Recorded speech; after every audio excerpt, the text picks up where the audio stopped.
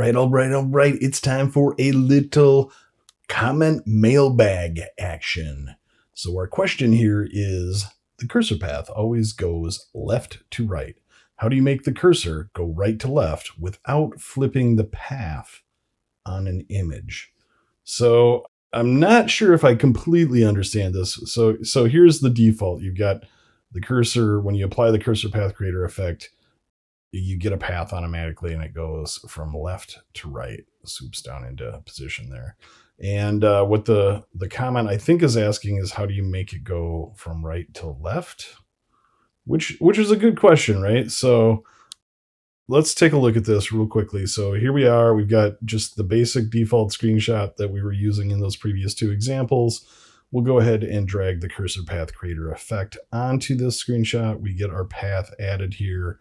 I'll go ahead and scale this up so the cursor is quite a bit larger.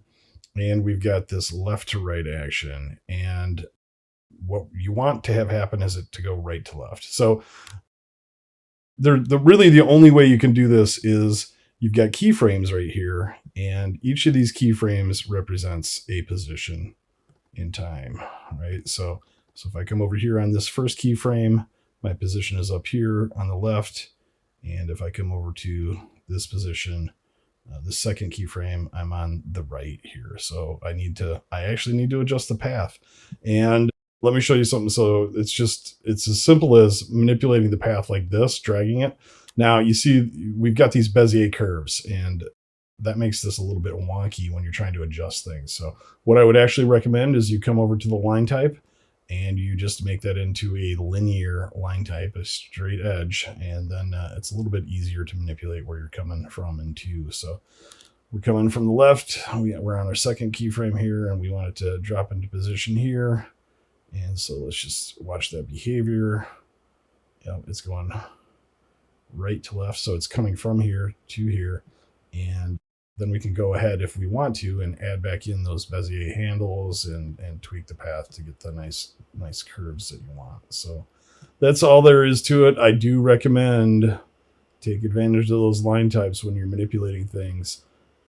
And then, it's up to you. Just drag those positions where you want. And then as you start going along on this, then you can do things like, hey, I'd like to move over to this crop tool right here. I'm going to extend the path to here. It's going to create a new segment for me. So boom, I'm coming over here. Hey, I want to go back over to this position. So move my playhead. And I'm going to do extend cursor path to here. And you're off and running. So you can go wherever you want to go. But these position points and their relationship to the keyframes is how you control directionality over time. So that's it. Hope this helps.